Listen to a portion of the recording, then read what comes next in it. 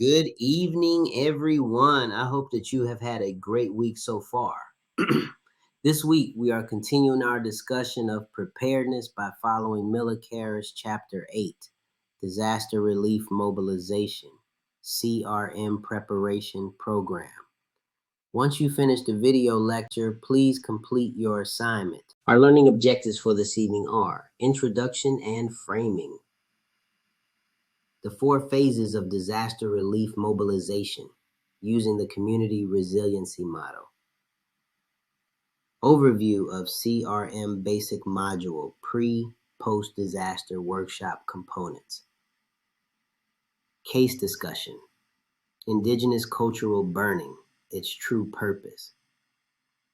Then a summary and key takeaways. Chapter 8 focuses on how CRM is adapted for disaster context, specifically the program called Disaster Relief Mobilization Community Resiliency Model Preparation Program, or DRM-CRM. The basic idea: when communities face disasters, natural, human-made, etc., the usual mental health support may be overwhelmed. CRM offers a scalable, community-based approach to wellness skills. As you reflect, especially given your background in counseling and education, you might ask, how do we move from individual trauma/survivor focus to community-level resilience? And how do we build structures so that distress after a disaster doesn't become unmanageable or pathologized? To answer the question of how to build structures so that distress after a disaster doesn't become unmanageable or pathologized, there are several facets we should adhere to. 1, we shift from pathology to physiology. Instead of asking, "What's wrong with you?" we start asking, "What happened to you? And how has your nervous system responded?" By teaching communities the language of the nervous system, through CRM for instance, people learn that distress after disaster isn't a sign of weakness. It's biology doing its job. When you normalize this, you stop the rush to label normal reactions as disorders. Secondly, we begin building layered support structures. Think of recovery as a continuum, not a clinic. Tier 1, community-wide education and wellness skills, like CRM's grounding, resourcing, tracking. Tier 2, peer leaders and helpers, teachers, clergy, coaches, who can offer brief support and referral. Tier 3, professional mental health services for those whose distress becomes chronic or disabling. Using this layered model keeps everyone from being unnecessarily funneled into therapy while still ensuring safety nets for those who need them. Then there's number 3, empowering communities as healers. Instead of parachuting in experts, we train local people to be resilience ambassadors. When individuals see their peers modeling calm, hope, and self-regulation, they begin to believe recovery is possible. This form of intervention has many uses besides CRM. While working for a health corporation in Alaska, our behavioral health department was responsible for 29 villages across the southeast region of Alaska. We did not have a full psychological staff, but we trained the community to recognize the signs of duress and to aid a person until help arrived. CRM calls this shifting from trauma story to resiliency story. Next, we have number 4, making well-being visible. Structures work best when wellness isn't hidden in workshops. Bring it into schools, workplaces, churches, and shelters. Daily check-ins. Where's your resilience zone today? Quiet corners or grounding spaces in public areas. Resilience-focused media messaging instead of fear narratives. Then, last but not least, we have the 5th facet, institutionalized compassion. This is where we train first responders, educators, and community leaders in trauma-informed communication.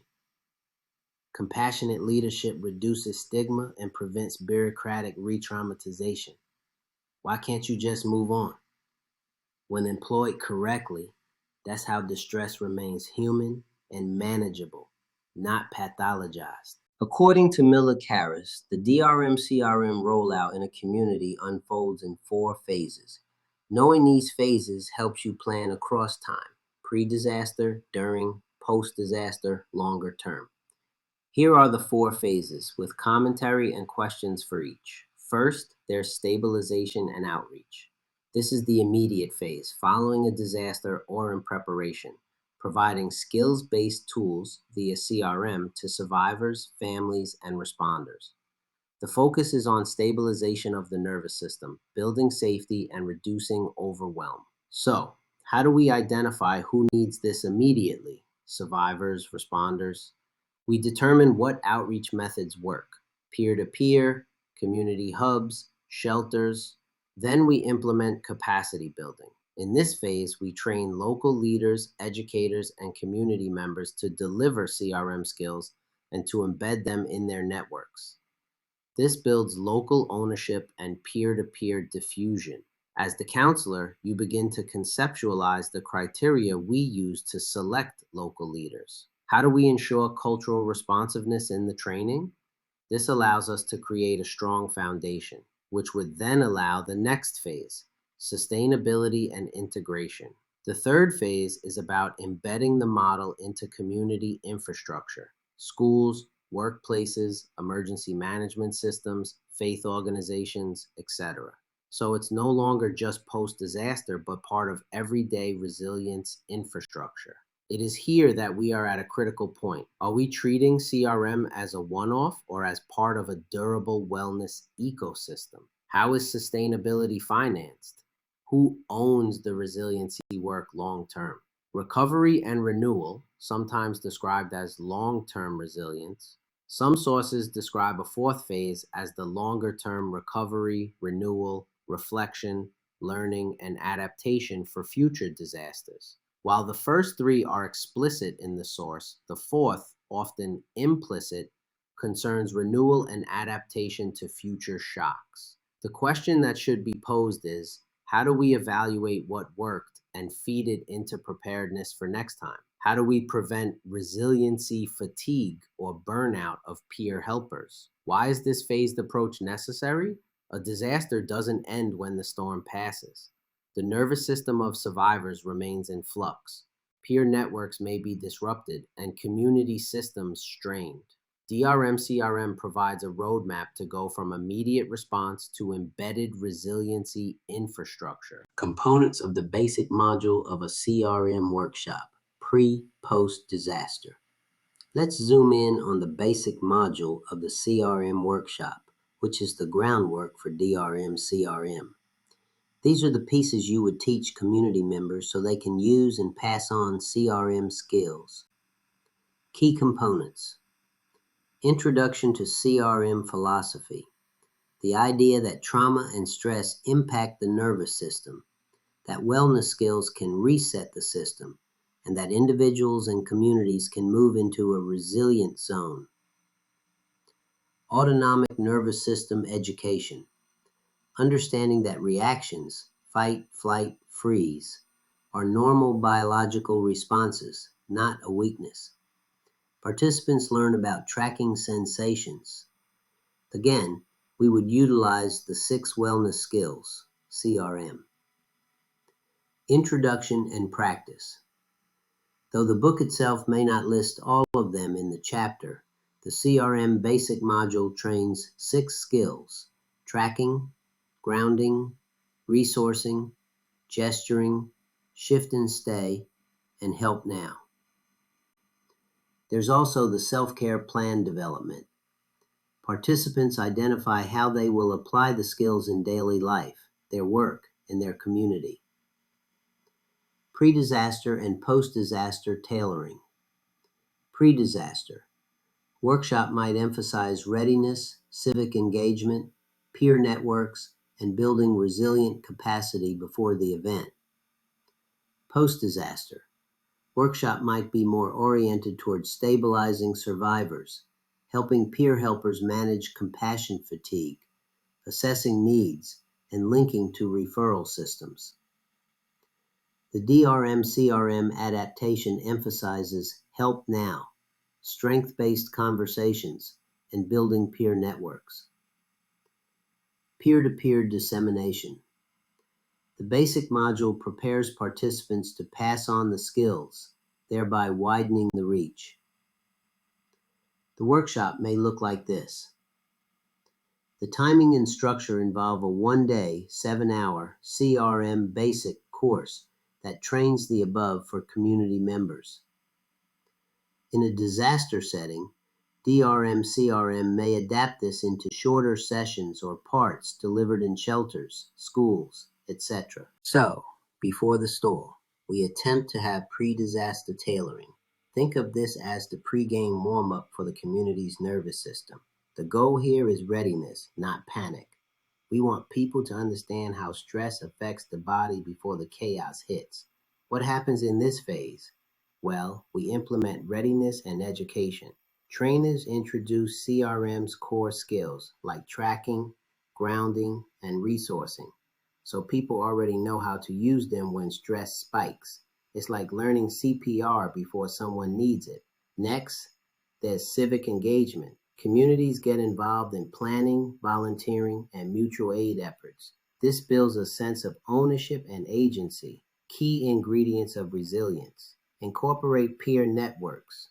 People identify who in their circle they can check in with after a crisis. Neighbors, faith groups, school staff, etc. These become informal resiliency circles. Also, there's resilient capacity building. The focus isn't on predicting every disaster, but on creating flexible, calm nervous systems and strong community ties that can adapt to any event. Now we have after the impact, post-disaster tailoring. Now the storm has passed, or the fire, flood, or earthquake, and the nervous system of the entire community is on high alert. The goal here is stabilization and connection. During this phase, we begin stabilizing survivors. Trainers use CRM to help people notice what's happening in their bodies, heart rate, breath, muscle tension, and guide them back toward their resilient zone. Supporting the helpers. First responders, social workers, teachers, and volunteers often experience compassion fatigue or secondary trauma. Post-disaster workshops help them reset their own nervous systems so they can keep supporting others. We are continuously assessing needs. CRM facilitators collaborate with local leaders to see which groups need the most immediate wellness support and which can be trained to pass the skills forward. Linking to referral systems. When someone's distress is severe or persistent, facilitators help connect them to professional counseling or crisis services. Then we teach and implement the Help Now strategies. These are simple, sensory-based techniques anyone can use immediately, like feeling your feet on the ground, naming objects you can see, or focusing on a comforting sound. Strength-based conversations. Instead of rehashing trauma stories, facilitators help people remember what has helped them cope before, focusing on what's working, not just what's broken. Rebuilding peer networks.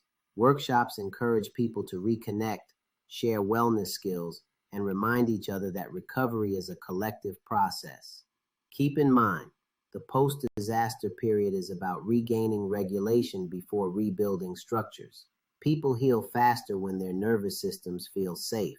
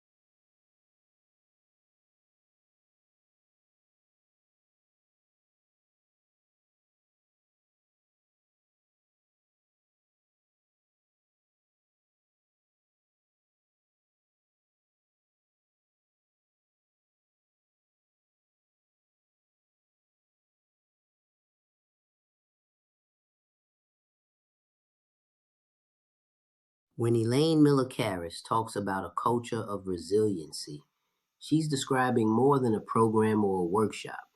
She's describing a way of living and responding that becomes second nature across a whole community. It's like when people in earthquake zones instinctively know to drop, cover, and hold on. In the resiliency culture, people instinctively ground, breathe, and connect. So how do we make that happen? 1. There's multi-sector collaboration. Many hands, one nervous system. No single agency or group can create resilience alone. It's a network effect. Think of it as a web of care.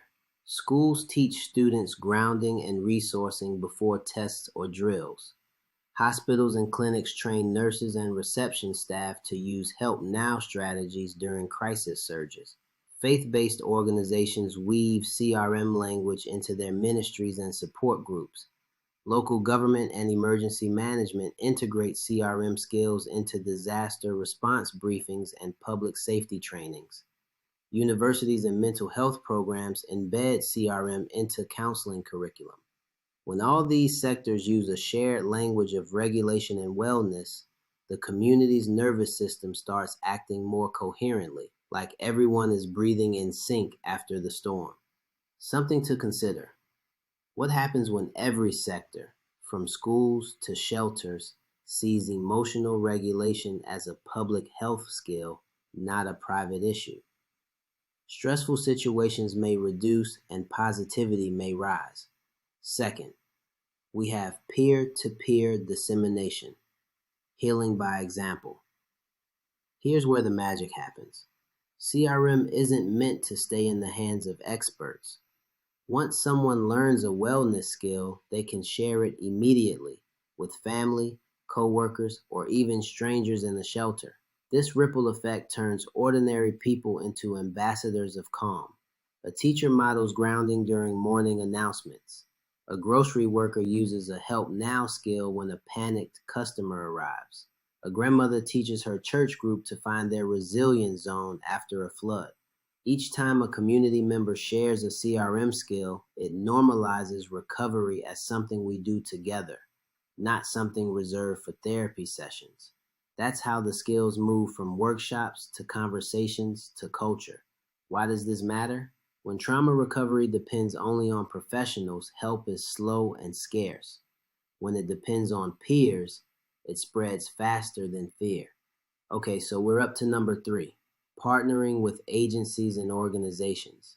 To sustain the culture of resiliency, agencies must institutionalize wellness, not just talk about it. Here's what that looks like. Memorandums of Understanding, MOUs. Local health departments and nonprofits formalize CRM training into their community outreach programs. First responder integration. Firefighters, police, and EMTs receive CRM training alongside CPR and crisis negotiation. Social service agencies. Staff use CRM with clients facing housing instability, violence, or substance use to help people self-regulate before making plans. Corporate and nonprofit partnerships. Businesses host CRM workshops to support employee mental health, especially in post-disaster economies. Media and public messaging. Local news, radio, or podcasts highlight resiliency tips of the week, showing CRM skills in action. Each partnership adds a thread to the web of resiliency, connecting human services, education, healthcare, and civic life into a shared framework of compassion and calm. So, as we wrap up tonight's session, just wanted to show you simple ways that we can utilize CRM in supporting our communities. First and foremost, you want to be able to model the skills of CRM. That's through the trials and practices that we have been going through during the semester. You also want to be able to teach through everyday language. You want to be able to make this in layman terms. Again, these are individuals who have not had the same type of training you have. and you're the teacher in this case. So you want to make sure they understand how to go about learning about themselves, how to be able to read the cues that their body will reflect, as well as be able to teach it to someone else. Of course, you want to be able to normalize that practice by just having them do the different things and the different techniques that we've been discussing to see that they have an understanding, and the more we practice, the better we get. And then finally, we'll go through the motions of being able to sustain with storytelling as well as inclusion of culture. When we involve that, it helps to build a rapport that is of trusting and knowing that you, as the uh, counselor, the teacher, is genuine and compassionate about what you're doing. So, those are just a few ways that you can support your community or the community that is dealing with the traumatic incident.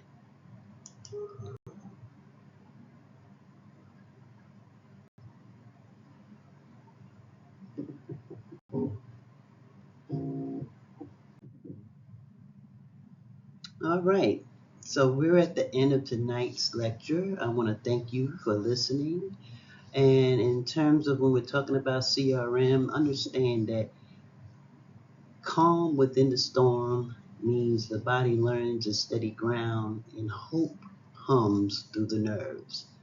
Utilize those techniques not just for your clients, but for yourself. On that note, again, thanks for listening and have a great night.